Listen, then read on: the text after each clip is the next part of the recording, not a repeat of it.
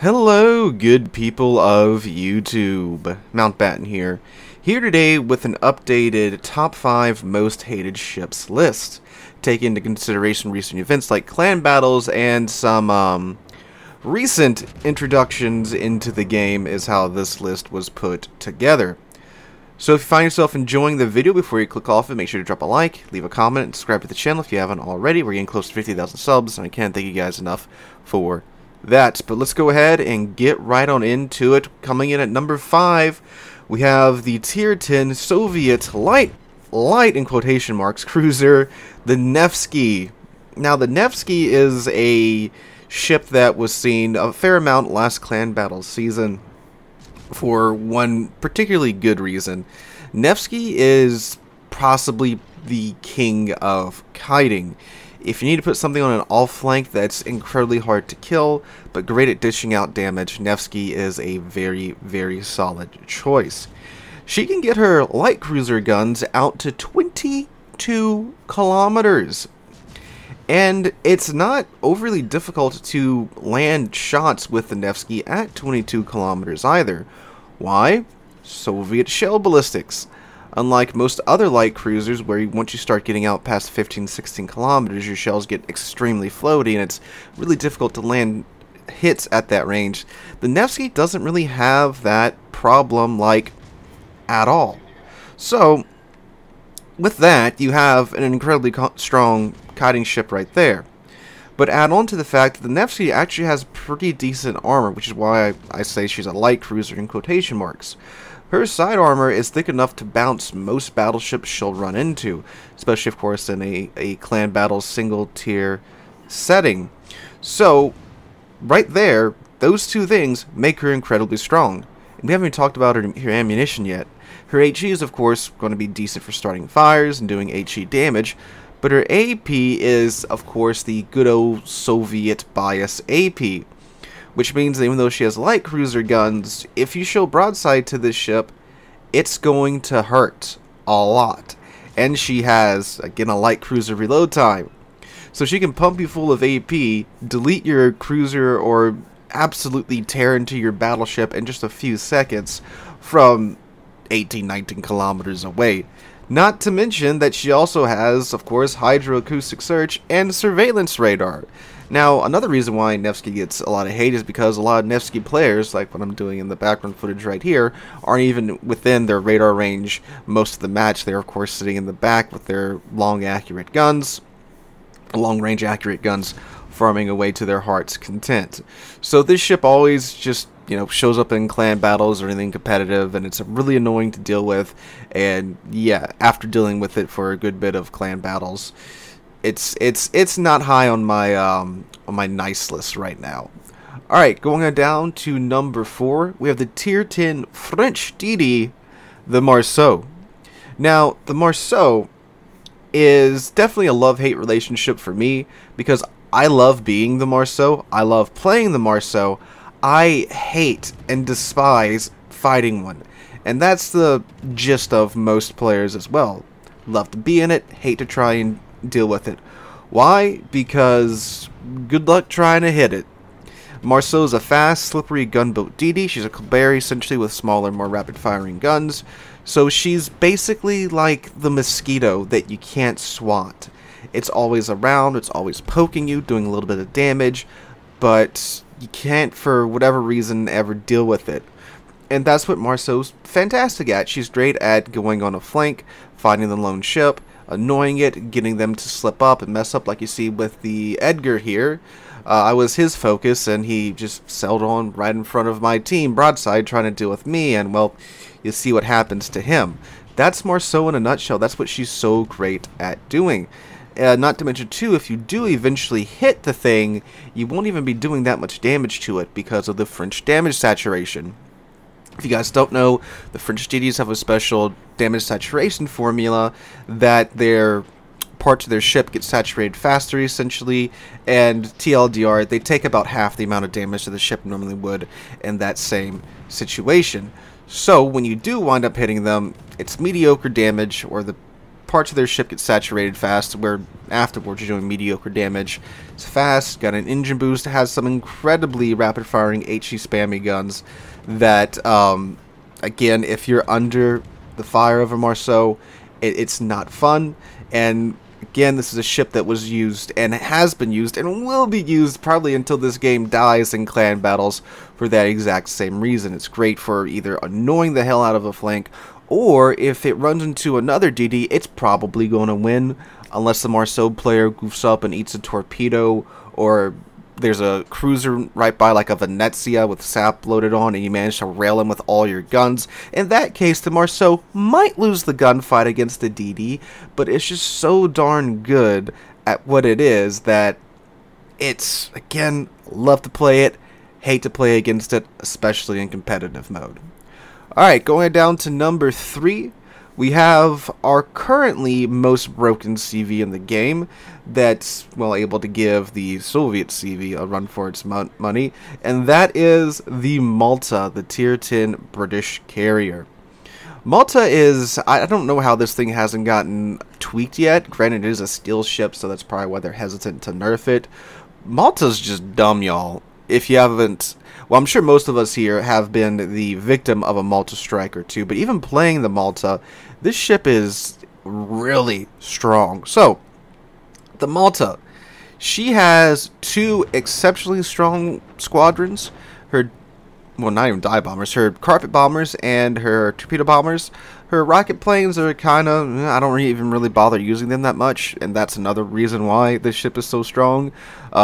Let's start with her squadron, shall we? So her squadrons, her strongest ones definitely here are carpet AP bombers. These bombers can absolutely nuke cruisers, especially light cruisers, off the map. Granted, they do have the, you know, basically, they ignore the laws of physics. They fall exceptionally slow. So if you're in a light cruiser and you're hugging an island, you're going to lose most of your health. But if you're maneuvering, you're probably, and if the Malta knows how to aim, you'll probably still get chunked pretty hard, but you won't get nuked. Heavy cruisers and battleships, easily chunking 15k off of them with every single run with these AP carpet bombers. They, yeah, it hurts. It hurts a lot.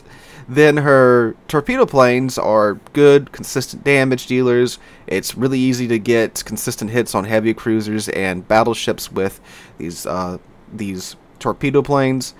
On top of that, too, the regen time for these planes is so quick that even someone like myself playing the Malta, if you look at the background footage, this is fairly late game. And if you notice, I still have full squadrons. This is me playing. I'm a terrible CV player. I still have full squadrons out. I have over 100,000 damage done. Technically like 200,000 damage done because of the way that spotting damage is calculated now. And again, I'm still sitting out full squadrons, still getting full strikes off. It's crazy. It is crazy that a carrier this powerful with this good of squadrons has an insane regen rate. Like with the FDR, with her very high alpha strike capabilities, at least they gave her planes a very long regen rate. And the planes too in the Malta, they're not fragile. They can get through. It's not like the German carriers where their planes are fast, but they have no HP and no plane armor. Malta planes are pretty rugged. Now, I'm not saying they're like FDR planes, but they're pretty good. So, she has all that going for her. Tier 10 CV is a still ship, so it does take quite a lot to get this ship. But of course, when you're facing against it, it's not a fun time. It's borderline, I'd say, outright broken, especially with a good CV player at the helm of a Malta. Now, she doesn't really have any HE capabilities. The rocket planes do, but I mean, they're kind of mediocre at best. So it's not really easy to do damage over time with the Malta. Of course, flooding times was nerfed quite some time ago, so you can get a bit of flooding damage. That's about it. So most of the damage you are doing in the Malta is just straight up alpha damage, which again, considering how many other CVs have, you know, HE bombers or decent to better rocket planes, yeah, but the thing's still pretty cracked. I would expect for it to get nerfed probably here in the next few months, but if not, good God. And of course, many a player hate being on the receiving end, myself included. Going down to number 2, we have the Tier 8 British submarine, the Alliance. So, the Alliance, I'm sure we've all seen the clips of the Alliance torpedoes basically just, well, doing donuts and hitting their targets. Yeah. The Alliance has the British torpedoes, which are slow, but the Alliance torpedoes have increased maneuverability, which the British torpedoes already had pretty good maneuverability, and, well, they do have pretty good maneuverability. So, this means when you get a double ping on a target, especially with something like a DD or a cruiser, your torpedoes are going to do basically everything, including breaking the laws of physics, to hit their target. Now, the Alliance itself is also a pretty good submarine, good detectability, long dive time. Granted, she doesn't have the emergency battery reserve, but, I mean, this ship's capable of doing 20 knots underwater, which is kind of dumb. 32 knots on the surface. Very close to 30 knots when she's at periscope depth as well. So, yeah, I still think that needs to be nerfed wargaming. It's stupid that these submarines can still rock and roll at close to 30 knots at periscope depth. Pretty sure that would rip the periscope out. But yeah, needs to say, if you, and I'm sure, again, most of you have experienced this because, well, yeah, if you are on the receiving end of an Alliance double ping, you have to basically break your keyboard about to dodge the torpedoes. Of course, probably popping damage con in the process, like what this Mainz did here, although this Mainz missed the whole you gotta move to dodge things, and then I just shotgun him because that's not a problem. Anyway, so you gotta use your damage con, still maneuver hard, and then, well, before your damage con's off a cooldown, dude's got his ping back up, and his torpedoes are reloaded because it's like a 30-ish second reload time, and now you're probably going to eat the torpedoes. Granted, with how slow they are, the Alliance does have to get pretty close. In the background match, I had a very awkward duel with a salmon here at the beginning because for some reason wargaming doesn't want submarines to be able to detect each other underwater. I'm pretty sure our crews could have high-fived each other at one point here. We were so close to each other, but yep, that makes sense. On the way down to number 1, we have, well, quite a disappointment, for me at least. My state, the Louisiana, the Tier 10 American hybrid battleship. Again, I apologize from all of us down here in Louisiana that this ship got our name, and this is what my state's legacy is going to be in this game. So the Louisiana is an absolute, yeah, it's something, alright. It was a last week introduction into clan battles. They allowed it in the last week and a half of clan battles, which, well, basically meant that DD's good luck surviving when you have a good Louisiana player dropping you, because the bombs, unlike the Malta bombs, they don't take forever to hit the target. They drop immediately and quite fast. They're hard hitting, very easy to do 15k per run. I mean, I was playing Louisiana CBs in like Napoli's. I was chunking like 18, 19k because they're quite chunky. Look how small the reticle is too. This reticle is literally the size of a destroyer, which means that obviously DDs are very easy to hit. Cruisers are very easy to hit. Battleships, it's stupidly easy to hit. And it's stupidly easy to hit the right part of the battleship that you need to hit to do 15, 16k. It's super easy to hit the superstructure on most battleships with these planes. And these planes are up every 2 minutes.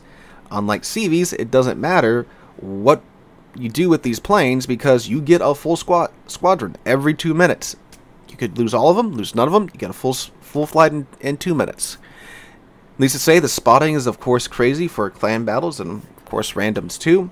And that's not even talking about the ship itself. It still has 10 16-inch guns with American battleship AP that hits quite hard for being 16-inch guns. They hit like 17, 18-inch guns because of the super heavy AP. Granted, she does only have 10 at tier 10, so that is on the lower side, but again, the essentially free 15k damage in 2 or 3 fires in 2 minutes adds to that. So this ship is right under where, in my opinion, it would be broken at.